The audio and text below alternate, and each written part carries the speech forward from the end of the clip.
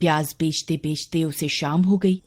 हे ईश्वर, मुझे तो पता ही नहीं चला, आज तो शाम हो गई प्याज बेचते बेचते। अब उस जंगल से गुजर के जाना होगा। अब मेरी रक्षा करना ईश्वर।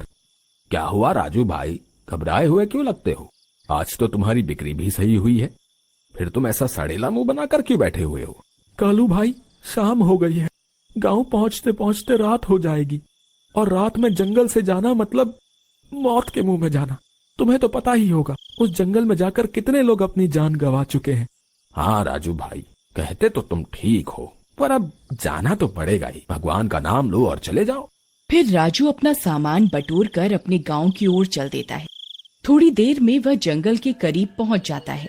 जय श्री राम, जय हनुमान, हे ईश्वर मेरी रक्षा करना। फिर राजू जंगल में घुस जाता है। उसे बहुत डरावनी आवाजें आ रही होती हैं।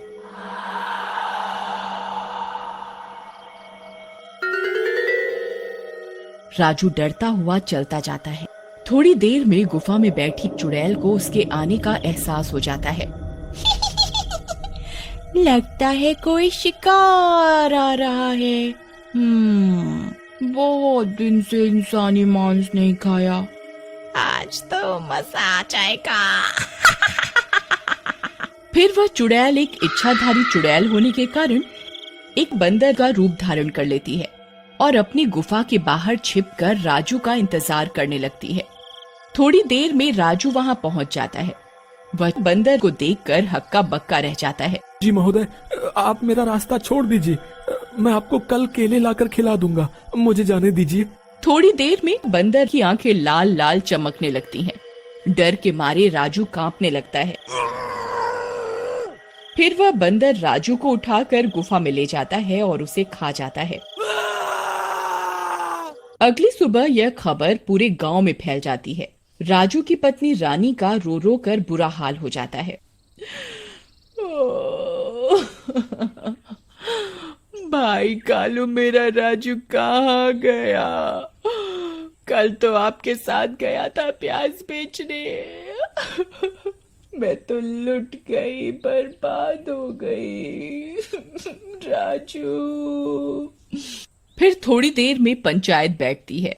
सरपंच जी, ऐसे कब तक हमारे गांव के नागरिक गायब होते रहेंगे? हैं? रात तो रात, लोग तो दिन में भी गायब हो रहे। हमें कुछ ना कुछ तो समाधान ढूंढना होगा ना। ठीक कहते हो भाई, हमें इस गुत्थी की जड़ तक जाना होगा। हमें पता करना होगा आखिर वो कौन सा जानवर है जो हमारे लोगों को गायब कर रहा है। हमें इसके लिए किसी को जंगल में भेजना होगा जो पता लगा सके कि आखिर वो जानवर कौन सा है और कहाँ रहता है। पर सरपंच जी, इस काम के लिए जाएगा कौन? कौन होगा जो अपनी जान दांव पर लगाएगा? है? मैं जाऊंगी, वो जंगल मेरे पति को खा गया। मैं नहीं चाहती कोई और भी विधवा हो हमारे गांव में। मैं आपकी मदद करूंगी सरपंच जी। तभी दूर खड़ी पूजा की आवाज आती है। मैं भी जाऊंगी रानी के साथ सरपंच जी। वो जंगल मेरे भी पति को खा गया। मैं भी इस सब में आपकी मदद करूंगी। ठीक है, तुम दोनों जाओ। तुम बस इस हैवान का ठिकाना मालूम कर लेना, बाकी हम उसे कल देख लेंगे। फिर वे दोनों जंगल में निकल जाती हैं। थोड़ी देर में वे चुड़ैल की गुफा के आसपास पहुंच जाती हैं। चुड़ैल को उनके आने का एहसास हो जाता है। अरे वाह, लगता है कोई मूर्ख इंसान आ रहा है। आज तो फिर मजे से खाऊंगी। फिर वह चुड़ैल फिर से बंदर का रूप ले लेती है और गुफा के बाहर आकर छिप जाती है। थोड़ी देर में रानी और पूजा उसके सामने आ जाती हैं। रानी दीदी, मुझे लगता है यही वो जो सबको खा जाता है। हाँ रानी, मुझे भी यही लगता है। जरा इसकी लाल आंखें, बड़े दांत और ये अजीब सा नीला सिर तो देखो।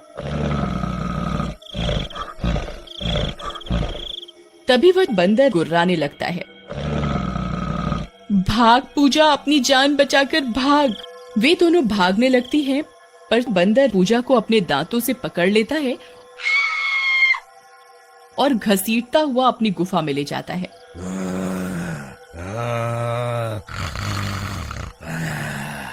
रानी भागते भागते अपने गांव की ओर आ जाती है। अरे रानी, इतना हाफ क्यों रही हो? और वो पूजा कहाँ है? फिर रानी अपनी सारी आप बीती सबको बताती है। तो अब समझ में आया, खुद ही हमारी जान का दुश्मन है। चलो गांव वालों, लठ, बंदूकें और सभी तरह के हथियार रख लो। हम उसका आज खात्मा ही कर देंगे। फिर सारे गांव लेकर उस गुफा के पास पहुंच जाते हैं। चुड़ैल को पता चल जाता है उस बची हुई लड़की ने गांव वालों को सब कुछ बता दिया है। मूर्ख गांव वालों, इन्हें नहीं था मैं चुड़ैल अपनी मौत के मुंह में आ गए। बाहर निकल चिंपांजी, है तूने हमारे गांव के लोगों को बहुत खाया है, आज तेरी खैर नहीं है। अच्छा, मुझसे चालाकी अभी बताती हूँ। इन्हें नहीं पता मैं कितनी चतुर हूँ। फिर वह चुड़ैल एक सांप का रूप ले लेती है और बाहर निकलती है।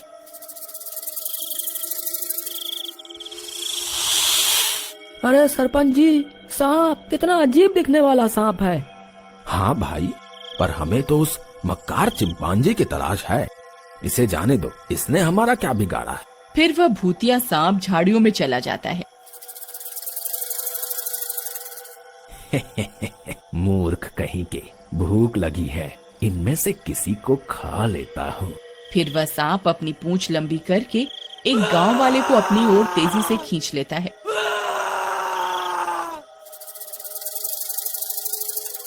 अरे बचाओ, अरे बचाओ, ये क्या हो रहा है?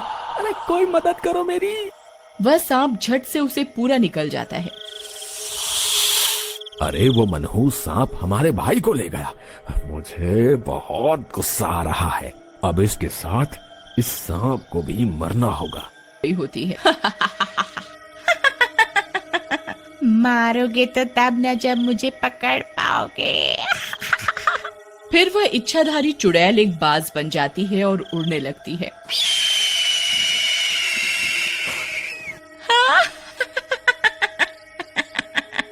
यहाँ तक कैसे पहुँचेंगे ये गांव वाले? मुझे मारने आए हैं? अभी सबक सिखाती हूँ इन्हें।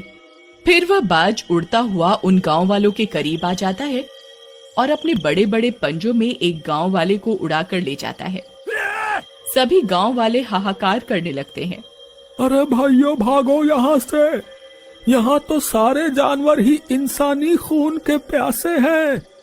अरे अपनी जान बचा के भागो रे भागो। अगर हम भाग गए तो ये हमारे उन भाइयों के प्रति अपमान है जिन्होंने अभी अभी अपनी जान दी। हमें कुछ सोचना होगा, कुछ तो गड़बड़ है यहाँ। सरपंच जी, मैंने एक चीज पर गौर किया है। उस सांप का सिर भी नीला था, इस बाज का सिर भी नीला था, और रानी ने जो चिंपांजी बताया था उसका सिर भी उसने नीला ही बताया था। मुझे लगता है इन सब बातों में कोई ना कोई गहरा राज जरूर छिपा है। हाँ, पर करें क्या कालू भाई? अब हम चुपचाप उस बाज को ढूंढते हैं बिना शोर मचाए, ताकि उसे एहसास न हो हमारे होने का। तभी हमें असलियत पता चल पाएगी। फिर वह उस बाज को ढूंढते हैं। थोड़ी देर में वह देखते हैं वह एक पेड़ पर बैठा है, उस गांव वाले की लाश के ऊपर जिसे वो उड़ा ले गया था। थोड़ी देर में वह बाज चुड़ैल बन जाता है और उस गांव वाले खाने लगता है। जल्दी निकलते हैं यहाँ से, ये एक इच्छाधारी चुड़ैल है। गांव कर इसका समाधान देंगे। फिर गांव पहुँचने पर क्या किया जाए कालू? तुम्हारे चतुर दिमाग की वजह से हमें उस चुड़ैल की असलियत तो पता चल गई, लेकिन उससे छुटकारा कैसे पाएं? हम इस पूरे जंगल में ही आग लगा देते हैं। ये जंगल उस चुड़ैल का घर है, वो किसी भी रूप में हो जल कर मर जाएगी। हाँ सही कहते हो भाई, सही कहते हो। हम अभी आग का इंतजाम करते हैं। फिर वे सब गांव वाले उस जंगल में आग लगा देते हैं। थोड़ी देर में चुड़ैल के तड़पने की आवाजें आने लग जाती हैं, बहुत तेज तेज।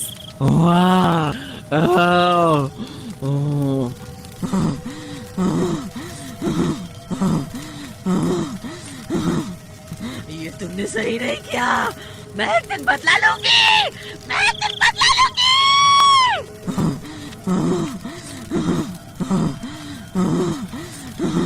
इस तरह इच्छाधारी चुड़ैल